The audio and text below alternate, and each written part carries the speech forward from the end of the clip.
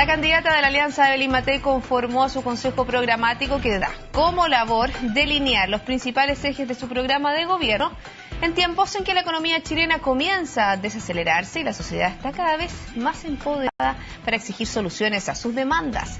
De los desafíos de futuro conversamos con Felipe Morandé, jefe programático del comando de Evelyn Matei. Felipe, ¿cómo está? Bienvenido. Muy bien, muchas gracias.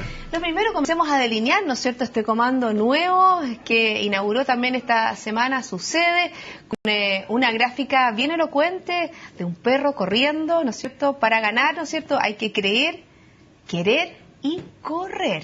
Así es. ¿Cuáles son los principales ejes de este programa enfocado, ¿no es cierto?, en todo lo que es el desarrollo económico?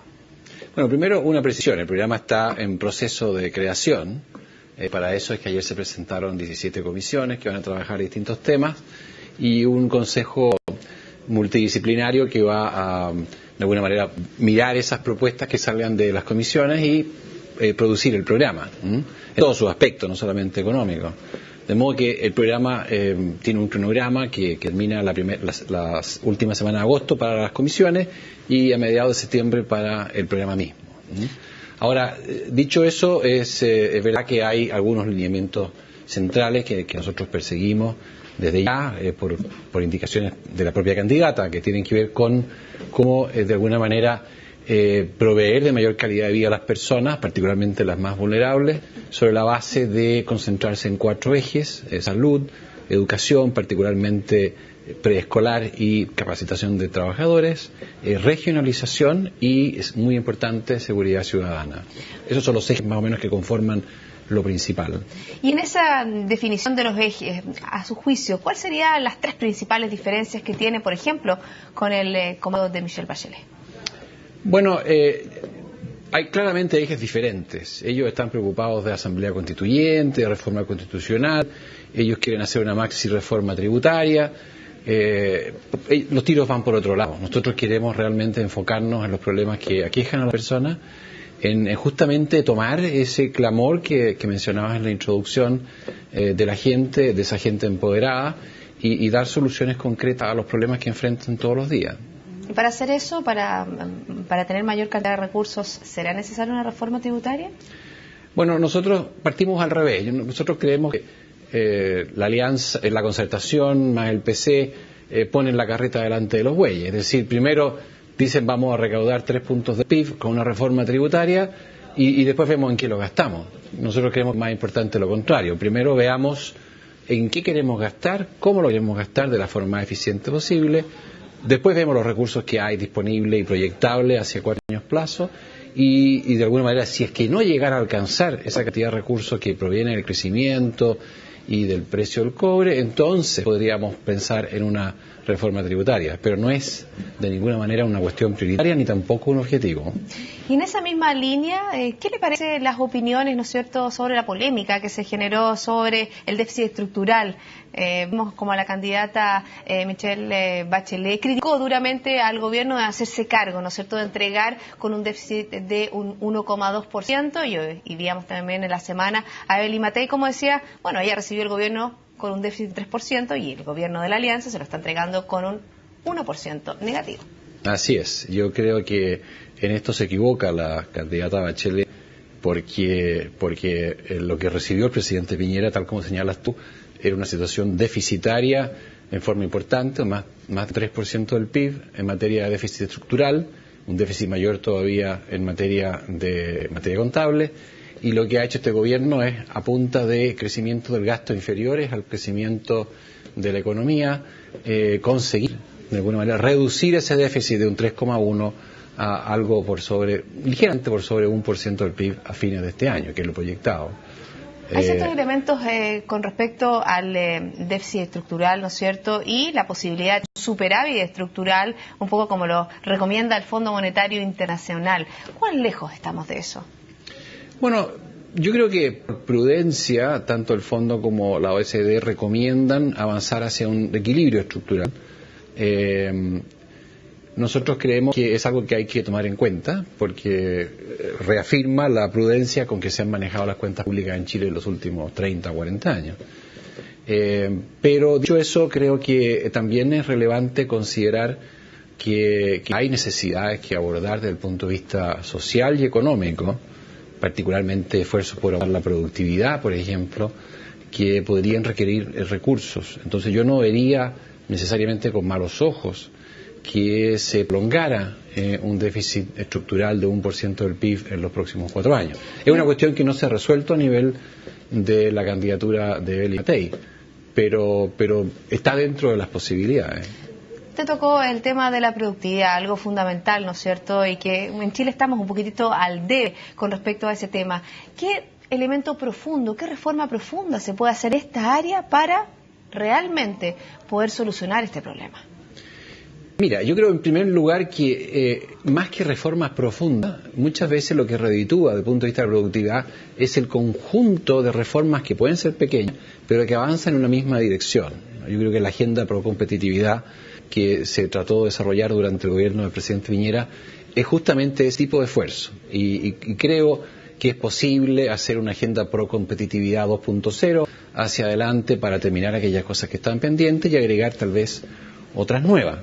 En particular, yo creo que hay un tema pendiente en materia de capacitación laboral, donde Chile está muy atrasado, donde tenemos una tarea que resolver ahí en términos del CENSE, pero no solo del CENSE, sino que además desde la educación técnica profesional en adelante.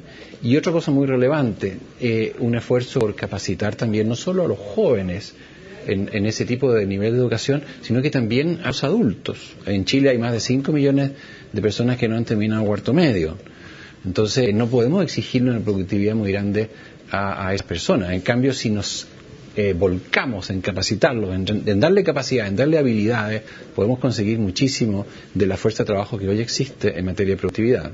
Otro de los temas en los cuales es importante avanzar, porque hemos tenido problemas en el avance, todo el tema energético, los altos costos de la energía hacen que muchas veces nuestro país no esté siendo tan competitivo y obviamente ha desincentivado una serie de proyectos e inversiones importantes a nivel de minería, a nivel de centrales hidroeléctricas. ¿Cómo lo van a evaluar ustedes? ¿Cómo lo van a abordar? Bueno, tenemos una comisión que es liderada por Sebastián Bernstein, que es una de las personas que más conoce del tema, y en forma muy importante yo añadiría que no tiene ataduras de interés, es decir, ni favorece la hidroelectricidad, ni la termoelectricidad, ni las energías renovables no convencionales. Él tiene una visión de país que creo que va a conseguir una muy buena propuesta.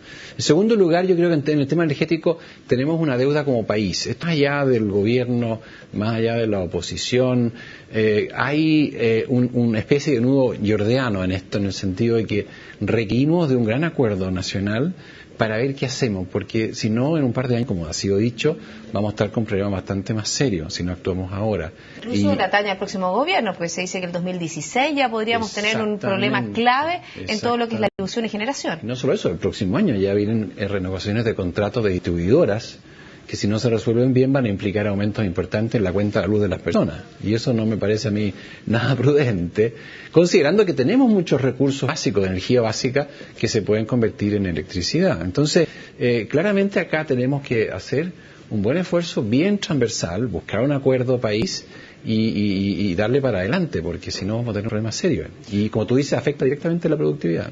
Y otro de los elementos también que está en juego, que tiene que ver con la desaceleración de la economía, que tiene que ver con ingresos muy importantes de nuestro país, ya no es a lo mejor el 50% del Producto Interno Bruto, pero el cobre sigue siendo uno de los elementos centrales de nuestra economía y vemos, como muchos analistas han dicho, que el superciclo se acabó, que vamos a tener que acostumbrarnos a precios del cobre mucho más bajos y que obviamente eso le pega fuerte, sobre todo a la estatal Codelco. Es efectivo. Ahora yo agregaría así un matiz, en el sentido de que más que término del superciclo en el precio, y no debiéramos esperar una caída sustancial del precio del cobre, porque China yo creo que tiene cuerda para rato, pero sí tenemos que preocuparnos mucho de los costos.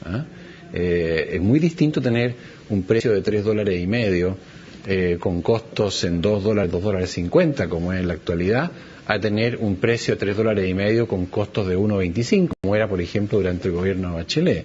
Entonces, claro, ahí tenemos un problema y volvemos a la cosa de la energía, ciertamente, y también volvemos al tema de la capacitación, porque una de las cosas que faltan en la minería son especialistas, que no tenemos directamente en el país y que hay que incluso traer desde fuera de Chile. Felipe, con respecto a los organismos que nos entregan datos, nos entregan apoyo fundamentales. Sabemos que el Banco Central es un organismo autónomo y que obviamente que dentro de lo que es el desarrollo económico de nuestro país es fundamental. Hablemos del INE, que en los últimos meses ha tenido grandes problemas con el tema del censo y obviamente que es un organismo que entrega datos fundamentales para nuestra economía y cuya imagen, ¿no es cierto?, se ha visto menoscabada, una imagen no solo a nivel interno, sino también a nivel internacional. ¿Cómo ustedes van a solucionar, van a darle nuevos aires al INE durante una posibilidad de gobierno de Evelyn Matei? Bueno, yo creo que la respuesta es bastante clara, es decir, el INE requiere de más recursos, es una institución que trabaja en condiciones bastante precarias todavía para lo que queremos que sea. Y en segundo lugar, yo creo que requiere un estatuto especial que le dé autonomía de hecho e incluso más allá de la autonomía que está propuesta en el proyecto del gobierno, en mi opinión, de manera que sea una entidad del tipo Banco Central y que de esa forma entonces lo que produzca sea bueno porque tiene recursos por un lado y porque es administrada con total prescindencia de cualquier influencia política. Yo sería partidario de avanzar rápido en esa dirección y hacerlo también con bastante decisión. Felipe, le quiero agradecer por haber estado hoy día en Mirada Financiera. Sabemos que, ¿no es cierto?, para ganar hay que correr, hay que querer, hay una serie de elementos que ustedes ya fechas para cada una de las propuestas y usted como coordinador de cada uno de los ejes programáticos tiene una labor ardua. Así que muchas gracias por haber estado con nosotros. Gracias a ustedes y te digo que además hay que correr 2 veces más rápido para llegar a la misma meta. Me parece. Muchas gracias. Así finalizamos el programa de hoy. La invitación para todos ustedes es a continuar en compañía de CNN Chile. Hasta pronto.